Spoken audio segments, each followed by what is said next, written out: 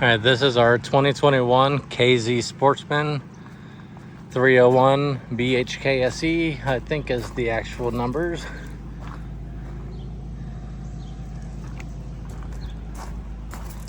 So to keep it simple, up here in the front, we've got a power jack. So this switch on the driver's side would be the light right there.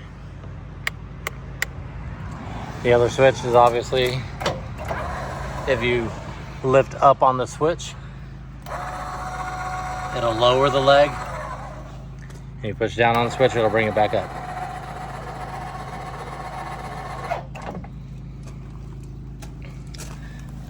We've got the chains up here. The skinny one is for the brake. Obviously, we've got the seven pin round. These are propane tanks.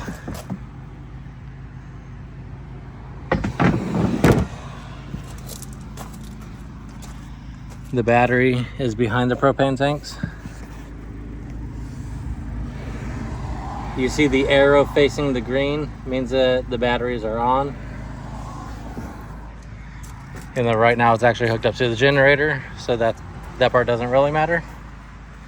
Up here in the pass-through storage, I always keep a tool bag right here inside the door just in case. I've got an impact here. The bit that's in the impact will fit the jacks. This bag is the leveling blocks. These are the wheel chocks, or whatever you call them. I call them chalk. These are the wheel chocks here. These are the scissor things that go in between the wheels. I keep the level here, and then there's a chair underneath it. These are the leveling blocks right here. I've got 2 bags of them. There's 10 in each one. If for some reason the jack doesn't work, it may have blown the fuse. The fuse can be found basically if you just follow this thin black wire. And we've got some spare fuses inside the camper. But you basically just screw this to the left a little bit and that level comes out. And then straight down inside that hole is where you're gonna put this, and that'll jack it down or up.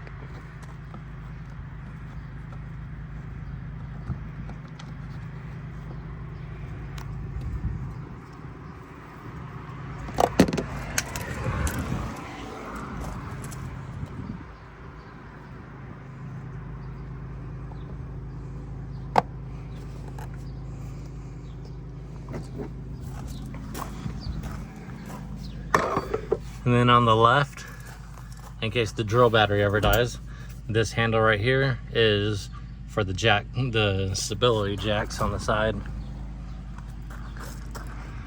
Up here in that box is a jack. Then we got a 4-way. Then you can see where the red handle, that's the vacuum cleaner, and there's a table. And on the other side, the black thing with the orange stripe, you won't need those for normal camping, but that's for the sewer hose if you were at a place that had full hookups. And then the sewer drain is in that tote, and there's a box of gloves on top of the tote.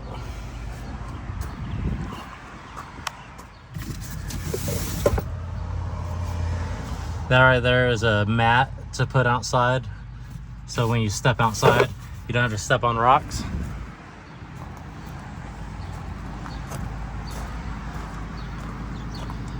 Back here you've got the water heater, the furnace vent. This is the outdoor kitchen. Inside that door on the left side is a small mini fridge, and on the right side is a griddle. I've got the generator running right now. I do ask if you use the generator to keep it locked up to the bumper on the inside of the frame.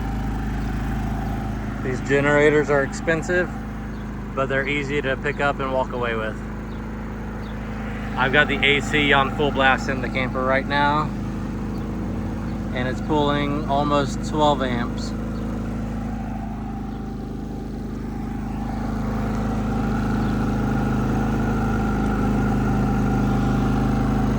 This black plug right here is just an adapter for the generator.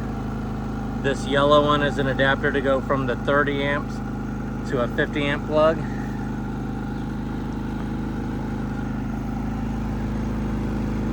So it goes from that yellow one down here to the surge protector, and then from the surge protector to the camper cord.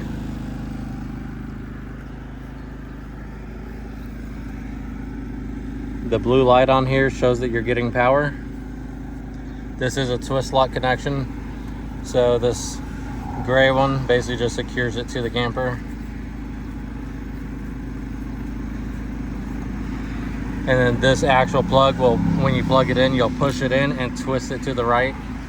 And then when you need to unplug it, you'll twist it to the left and then pull out.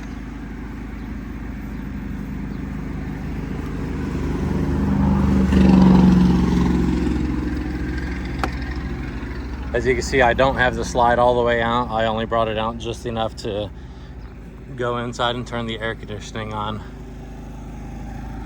And like with most campers, this is the sewage drain. Black tank is on the left. Obviously, we always drain that one first.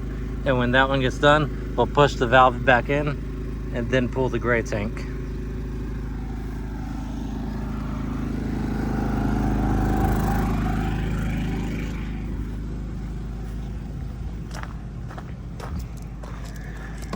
We've got two plugs right there.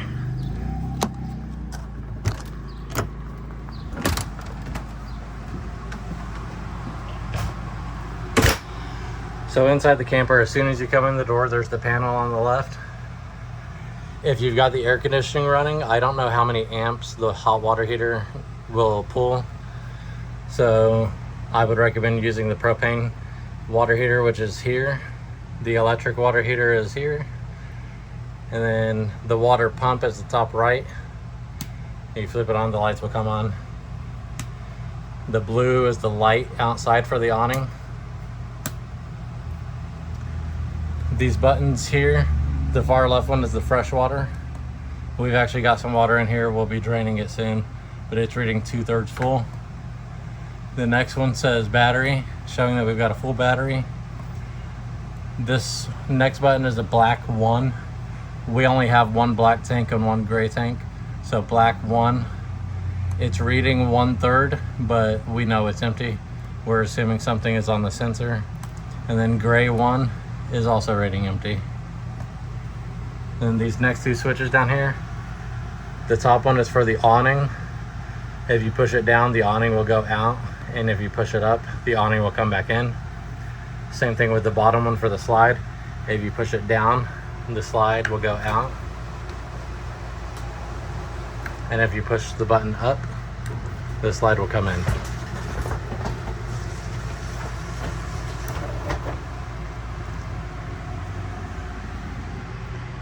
Up here's the master bedroom. It's got a queen size bed, a closet on each side. On this side, you've got 2 USB ports, and on the other side, you have 2 regular outlets. Then at the top, we've got a fan that could be plugged in if you wanted it.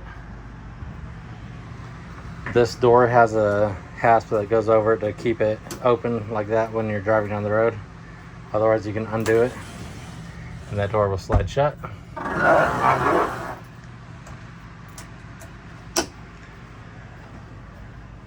You've also got outlets up here.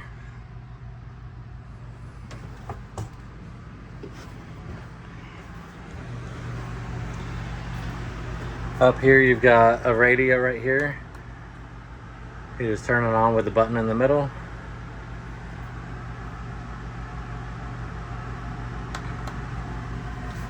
And you've got cabinets up here. There's extra fuses right there for the power jack in the front. This couch right here comes out into a bed, like so.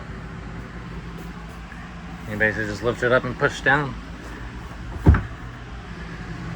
And then the kitchenette also turns into a bed. Those 2 black poles come out, and the tabletop will turn into the foundation for the bed.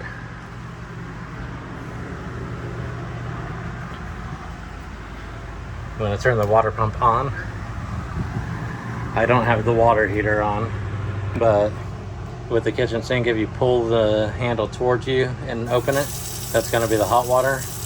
If you push it away from you, that's the cold water.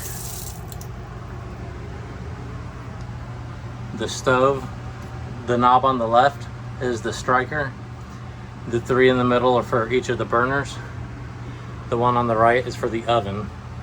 So when you push it in and turn it, you'll see that it turned red, showing that the propane system is on. The small switch over here, if you flip it up, these lights will turn on blue. If you push it down, they stay blue, and the oven light comes on. Over here we've got the freezer and the refrigerator. There's the microwave. We've got the lights on right now, which gets most of the lights in here. And then when you come back here to the very back and under here, we've got these push buttons. And you've got the same lights back here. And then there's a bunk bed on each side here. Each bunk has its own push button light. And then you've got 2 outlets here. And then all the way in the back on the ceiling, you have 2 more outlets. And then there are 2 more outlets right here.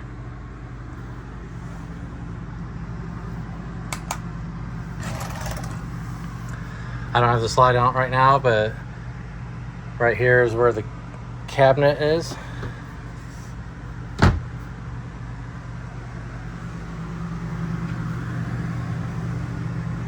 The air conditioning control is here. Right now I've got it on cool, high, and all the way down to 55. And then the bathroom is similar to any other sink. The left side is hot, and the right side is cold. To operate the toilet, there's a foot pedal down here. If you push it just a little bit, it'll let some water come through. And then if you push it all the way, there's a ball in the bottom of the toilet that will open and let the water go through. After I flush it, I usually leave an inch or 2 of water in there just to make sure there's no smell that comes through. We do have toilet paper in here already. It requires a special toilet paper for campers. And then we also keep at least one of these tablets in there before we use the toilet, and once we start using it, we'll usually drop another one down in there.